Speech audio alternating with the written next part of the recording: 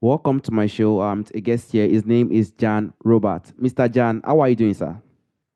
I'm very well today. Thank you very much, and it's a pleasure to be here. Thank you so much, Mr. Jan. Firstly, you are a leadership coach. You are also a keynote speaker and a global influencer. Can you please, Mr. Jan, discuss more about yourself and how you are doing currently now, Mr. Jan? Yes, thank you for the opportunity. It's we actually have a leadership institute. My wife and I. My wife is from South Africa. I'm originally from the Netherlands. We emigrated to Scotland, so I'm officially a kilt-wearing Dutchman, and I've been now in South Africa for the last 10 years. My wife's from Durban here. She's got another training company called Celebrating Humanity International, and we met at John Maxwell Leadership Training in Orlando, America, 10 years ago. In fact, yesterday we celebrated me being here for 10 years. So Wow. we build a leadership institute together, and the approach is see leadership is quite often made too complicated. We've got transformational, authentic, all this kind of different leadership, and for me, leadership is all about building relationships. If you can't build relationships, you'll never lead, unless you can just lead yourself. But so in leadership, we always listen to clients. One of the things I will say is, we help leaders discover and solve the problem so they lead more effectively, have less stress, and finally get a good night's sleep. So it's they need to know what the problems are, but we need to listen to them, organizations or individuals first, because we do a lot of things, not only with organizations, but we coach. I'm a behavior analysis consultant. As you said already, we speak, but we actually listen. And if we haven't got a program that suits the person or the organization, then we build it because we've got so much international information that we've got it. And for me, the approach is always heart-centered because I think we do too much things. We do too many things, including sales. I created a heart-centered sales mastery workshop where we're going to Zambia in 2 months' time to do that as well. And most people, they are so head-centered that when they connect with people, and it doesn't matter whether you connect with one person in a networking event, whether you're a coach, a trainer, a speaker, a leader, whether you speak to one person or 1,001. When you learn to connect at the heart level, you will build relationships that will last. And again, that is all what leadership is about. So that's the kind of things we do, and I speak passionately about that, and I am very passionate about it. Completely agree with you. I completely agree with you, Mr. Jan. And I would also like to dive with to the point of books, Mr. Jan. If you've written any book or you are planning to write any book in the coming future, Mr. Jan, do you have any book you've written, or are you planning to write any book in the coming future, Mr. Jan? Yes, well, I've co-written two books. The first one is Living Without Limitations, 30 Mentors That Rock Your World. And I did that nearly 12 years ago now, in 2013. Then a few years ago, I also wrote another book, Relationships by Men for Men. And that one actually came about because my wife actually, with the same author who lives here in South Africa, she co-wrote another book, From Trauma to Triumph. And when they were talking, there was men saying, we have issues too. In fact, I'm going to cooperate with a guy in Malaysia about a men's circle because men also need empowerment.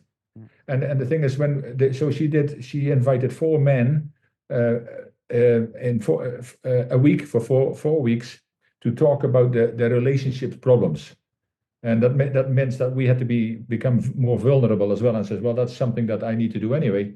So we spoke about these kind of things, and women give some great feedback. I says, I needed to hear it because I don't understand some of the issues my man was going through. So they said, okay, let's put this into a book, and 12 of us volunteered to write a chapter in the book. So we wrote about those kind of things, and then during COVID, I also noticed that there was a lot of people, a lot of issues, anxiety, depression, fear, and all those kind of things were coming out because I don't buy newspapers and we don't have a television, but everything you opened up, there was about fear, and it's fear mongering, I call it. But there was no really advertising. How can we get better? How can we look after ourselves? So I realized, and I've been a martial artist since I was 17, which is a few decades ago, as well as I started my personal development at the same time. So I said, well, I'm going to talk into people taking care of themselves. And I thought, well, I'll do maybe 1 to 2 weeks of Facebook Lives. Eventually, I did 44 of them, which are all in my YouTube channel somewhere as well, because it's about 4 years ago now, 4.5 years ago. But the thing is, when people think about self-care, they quite often think it's selfish, but it's selfish not to do that because you can't keep giving. When your cup's empty, you become ill or you get burnout or even you die. So you can't give what you haven't got. So people think when you look about self-care, it's about eating healthier, exercising a bit more, and sleeping better. Those three things are core things that are important, but there is so much more. It talks about your attitude, your behavior, your me time, your human touch, your values. All those kind of things have an influence whether you're mentally, spiritually, physically, or emotionally. So people said, can you write that down? So I wrote a book called Self-Care Isn't Selfish, Becoming Healthier Happens by Choice, Not by Chance. And that hasn't come out as a book form. It's in ebook, and I created a small course with it so people can have discussions in their families or in their companies about this. And then I'm at the moment busy with the bigger passion of all is the power of values. This is a book that hopefully in the next 2 months shall be finished. And then that will definitely be published fully because that talks into the need for values in society. I completely agree. We'll definitely be expecting that, Mr. Jan. And I would also Thank like to you. dive to the point of values. I even remember when you said it's not only to empower women, we also need to have the mentality of empowering men. And I also like to also dive to this point of values. I watched your YouTube channel and I knew that having value is a very powerful thing. It's a very, very powerful thing. And it's something that, we could be losing in our time today. So I would like to just dive more to make the audience understand what value really means, what it means to have values when it comes to living in it. So what do you think it means to live in value-based life? And why do you think it's so much important today, Mr. Jan? Thank you for that question, Temitope. Mm. And as you can see behind me anyway, it's also a talk I do, and I think that's where you might have heard it as well. I think, first of all, as the subtitle says, it is the foundation of your life, your business, your leadership development, and also your social environment. So values, I am afraid to say that I've been lacking a lot in family life, in communities around the world, in leadership. Because if I say now, Les Brown, my friend and mentor, I'm a Les Brown Platinum speaker as well, and he's the number one motivational speaker in the world, an African American. And he said many years ago that leadership is failing because of a lack of values. Now we can look around and we can all point to other people because we will know people, whether it's in our community, in our company, or in our country, or other countries around, that we know obviously have no values the way they behave. But then I say to people, I say, okay, we can talk about what values that you think they're missing, and some of them are fairly obvious. But then I say, well, how about when I say to you that first of all, we're all leaders. We all lead in different ways. Even our mothers were leading when we were younger because they made sure that we were going to school, fed and watered, and made sure we were going to school. And that's a very different leadership. But we're all leaders. So when you think about leadership, I call it blame storming because we blame everybody else around us for the situation we're in. It says when we're looking at values, how are your values doing then? And then some of these people say, "Oh, yeah, yes, oh," because we can't expect other people to have values, to live with values, and yet we don't. We've all heard the saying, "Be the change you want to see in the world." Well, what is that all about then? It means that you need to become better. You need to become better than you are today, so you can influence people more than you could yesterday. And the thing is, in our values-based leadership program, we have got a quote in that, and it says, "Transformation begins in me." And that's the same as be the change. It's all be the change. The transformation begins in me because the only person that you can that can ensure that your tomorrow is going to be better is the person looking in the mirror every day. And that's with self-care as well. We can't blame other people when we're not well, and because of the food we eat and the exercise we don't get and the sleep we don't get. We need to look at the mirror. And with values, it's the same. And the other area about that is, if we really want a better tomorrow, which we all want, then The only way you can guarantee that is not because of others. The only way we can guarantee that is if we do something to improve ourselves today. And if we do that every day, if we're blessed enough that we have it tomorrow, because we put everything up, you might have heard that well, Les Brown and many people said the richest place is not the gold mines in South Africa, or the diamonds, or the oil fields in the Middle East, or the exchanges around the world. The richest place is the graveyard. Because that's where people go. He says, we're going to do this tomorrow. Nothing, their dreams lie untouched. Things have not been invented. Books have never been written. Songs have never been sung, and it goes on and on. But values, there is two sorts of values. First of all, the things you value yourself. What are the things you would never compromise on? And most people have no clue what they are.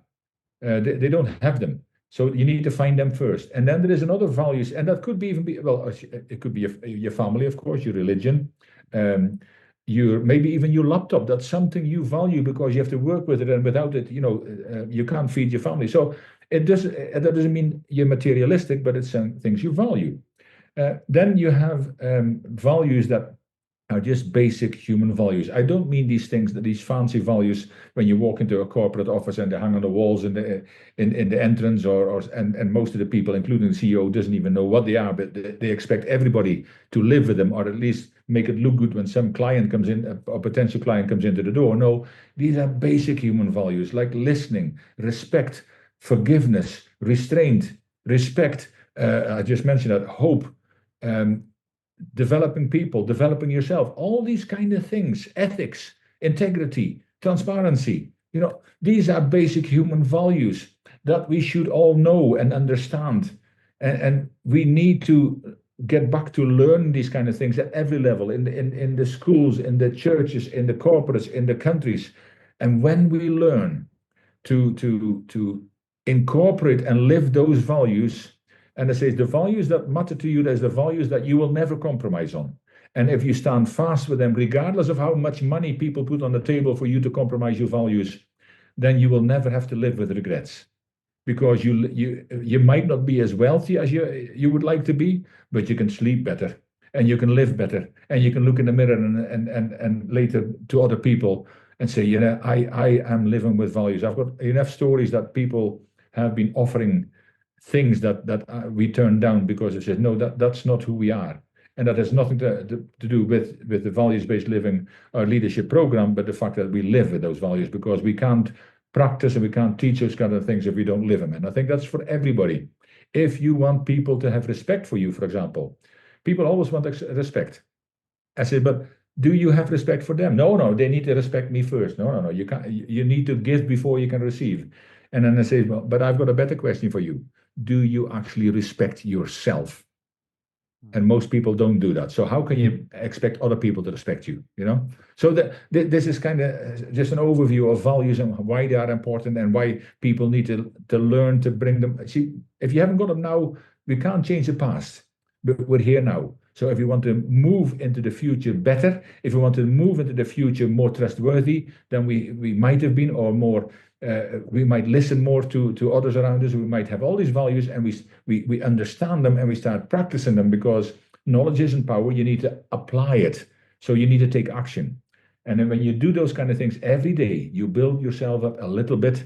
And if you do that every day, in 6 months to a year time, you look back and says, I might not be where I want to be. I might not be where I ought to be, but I certainly am not where I used to be. Completely agree. Thank you so much, Mr. Jan. A lot of people, they used to just try their best to, try their best to blame others for any single thing that happens to them. They try their best to look for others. When things are not going well, to them, they try their best to blame other people. They don't blame themselves. They don't try their best to look at themselves and say, what is actually wrong with me? And that is a very, very big question. We all need to continue to ask ourselves if things are not usually going in the right place. Thank you so much, Mr. Jan. And you also says a lot of things, but there could be some ways. I don't know if it is possible for someone to identify and recognize this value so that they can try their best to use it in their daily lives, to that 6 months to 1 year you've discussed earlier. How do you think someone can try their best to identify these values? Okay, I think these are my values. How do you think they can identify it? And how do you think they can know if they feel they are unclear about these values they think they have, Mr. Jan? Very good, Temitope. Again, a great question. And I mean, there is a book, Okay. and it's Find Your Why, which talks about a lot into those kind of things. But he also talks about values, uh, and then there is another a few books about this. But because most people haven't got their purpose either, so they haven't got their values. And but if you have a purpose, you better know your values, because that purpose might should be something so big. And we all have been brought on this earth with a purpose. Most people don't find it, and that's when they go to the graveyard, taking all that beautiful purpose with them. But the values, I would say the first thing is sit down yourself, get some quiet space, pen and paper, or even on your laptop, but a pen and paper is good enough. Sit down and seriously think about the things that are invaluable to you, the things that mean so much to you. And it better not be money, because when money comes first, it says if you value people, if you value yourself enough, if you value your society, your community, if you help others. Zig Ziglar always said, if you help enough people to get what they want, you will get what you want. But that's a different story altogether. But I would say sit down and write down. And it might be starting. I value my relationships. I value my friends. I value my family. I value peace and quiet. I value being listened to. I value my voice because I've got a voice, so there is so many things. But you can even Google, bring out a list of values that are basic human values, and they'll give you a list, and you can go through them, and then you can even go and say, okay, what does this value actually mean? Because that's what the process we go through. Two-page values, one every week. But the other thing is,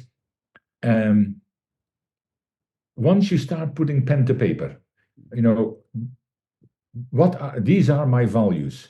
You might not find them in one day, but once you start putting pen to paper, keep that piece of paper and a pen with you at all times, because now the seed has been sown, and maybe tomorrow, maybe next week, all of a sudden you look at something and you say, hey, this is something else that I value so much that I would never compromise on. But if you haven't got a piece of paper or anything with you, you come home and say, oh, what was it again? So you can always add to it, you can always change it, because life changes, and the things you value might change. But personal values, you should actually know somebody's in. Like, I mean, for me, as is my religion, my family, my wife, my bigger family, those kind of things, integrity, listening, respect, hope, and even the simple thing like hope. And that's why I'm also influencing people, because you can't give what you haven't got. So to give hope to others, you need to be hopeful. And when there is hope in the future, there's power in the presence. So you create that power by becoming more hopeful. And I know it's often very difficult in situations around the world, even in Africa, when we were actually out helping a feeding program in informal areas, and when you see how, in a way, happy the kids are, but there is a lot of struggles around the world. But if you have no hope, where there is no hope, the people perish. So we need to be that change. And what you do as well, you give hope to people, because you interview people that will, together with you and through you, add value to people. So you are a valuable and an invaluable source of hope and knowledge to the wider audience. And I really appreciate you for that. Thank you so much. My pleasure, Mr. Jan. Thank you so much also for your time and the opportunity, Mr. Jan. And I would also like to personally dive to the point of, people who could try. I would just like to join the two questions. Some people could be in the high pressure situation when it comes to adding values, when it comes to staying true to their value. When it gets to a point, they just feel that pressure in them, that huge pressure. How do you think so? Stay true to their values when they are in this high pressure? And what advice do you think you can have for people who probably want to redefine their value, who want to redefine what their value is today, Mr. Jan? Yeah, and again, a great question, because I always say about leadership, it's easy to lead when everything goes right. when things go wrong, that's when your real character comes out. And not just, and because we're all leaders, it happens to all of us. See, when everything goes fine, we can smile with people, we can treat them with respect, or we can do all these kind of things. But when things go wrong, how strong are your values? And that's when you meet the real person, and the real person with real values will stick by those kind of things. They stick by their values. But those that are shaky or have no values, those are the ones that will come out, because you can't say, oh, and you can show as much respect to people when everything goes right. But if you don't show the respect to these people, or to your family, you can't keep showing respect at work to people, and you go home and there is gender-based violence, for example, or you treat your family badly, or you beat your kids or whatever. All these kind of things that happen behind closed doors. People might not know exactly what's wrong, but people will know that it's not right. At least when you observe things, there is something wrong about this person. I don't know what it is. But you don't have that problem if you always live your values. Do we make mistakes? Yes, we all make mistakes. And what happens? Well, that makes us human. But it's knowing you made mistakes and what are you going to do about them. So if you slip sometimes, and you talk about respect and you respect for all peoples, and all of a sudden you've got a really bad day and something happens and people knock on your door at the wrong time and you shout at them for something, or you even say something worse, what are you going to do? You know you did it, you sit now and say, I shouldn't have done that. Now, don't just say that to yourself. Meet the person. And if there was other people involved, meet them in front of other people and admit your mistake and ask for forgiveness. Because forgiveness is a great thing. It's a powerful thing where if we don't provide forgiveness or ask for forgiveness, then it's really a poison that kills us, not the other person so much. So yes, we might slip up. Yes, when the pressure is high, it is more difficult to keep those challenges. But that's why you need to ensure that you practice it every day, because when things are tough, the real person comes through. Completely agree. Thank you so much, Mr. Jan. I completely agree with all this, and that's also make us understand that values, it doesn't connect with material things. It doesn't connect with whether you have so much money or you have so much Mercedes or stuff like that. It doesn't connect with that. It connects with you, what you can bring to to people, so that they can give back Indeed. the respect and dignity you deserve. I want to sincerely thank you for that, Mr. Jan. And lastly, Mr. Jan, there's a question I normally ask Mr. Jan. From the forefathers, from the people, for our fathers who have passed on in history, there are a lot of things that do exist during our forefather time that is missing in our time today. If there is anyone or anything you would like to bring back to our time today, Mr. Jan, what do you think that thing will be, Mr. Jan? Oh, that's a great question. Thank you for asking, and a great insight before that, by the way. And I think with the questions you're asking as well, you understand very well that values are important. So, that's already why I decided that I wanted to do this with you anyway, because I don't always do these kind of things. I get asked a lot, but I get to know what is their purpose. And if it is just to get more and more viewers and all that kind of stuff, they said, no, if you have a purpose, I want to add to that and support you in that. And so I'm glad I'm here, because you understand those kind of things, and I appreciate you for that. And this question, who would I bring back? I would bring back people like Nelson Mandela, like Martin Luther King, John F. Kennedy. I would bring back my grandparents. That people sometimes are amazed by that, but my grandparents had a farm in the Netherlands, and when we have a values-based leadership program, and it's one value every week where we go through, and I always say to people, when you actively get involved in this process, it's going to change your life. I saw it first when we went to support the transformation of entire countries like Guatemala and Paraguay, Ireland, and then we went online during COVID with the transformation of Lebanon, Bangladesh, Pakistan, Southern Africa, and so we're training people all over the world. But the thing is, there was some amazing leaders in the past, much more so, and it was a different lifestyle. See, you said as well, more people now value materials. all these kind of things, and they need to have the latest mobile phone, even though the one I've got is perfectly good. They need to be seen in a big car, even though they might stay in a shack, or they stay in a house they can't afford to pay the bills, but they need to be seen, and that is an ego. So I think some of these leaders. I mean, I read about these kind of leaders, and I think there is so many of them. Far back, like Socrates and all these wise men in the world. Einstein, I would love to have met that kind of. Henry Ford, another genius with a car. I mean, I could go on and on. There is so many people, but I mean, taking it home for me, I would, for many reasons, but also because the values they taught me, and in the values-based leadership, you actually do self-evaluation. There's 5 steps. You do self-evaluation as well, and one of the steps is, who do you know is a role model in this, or was at least. And quite often, because of what I realized, how much my grandparents, and because of that, my parents as well, but they're still alive, so I'm blessed with that. How much they taught me, how much value they provided me, with not me not even realizing that. So I said, I would love to be able to say thank you, because a lot of who I am started with them, if that makes sense to you.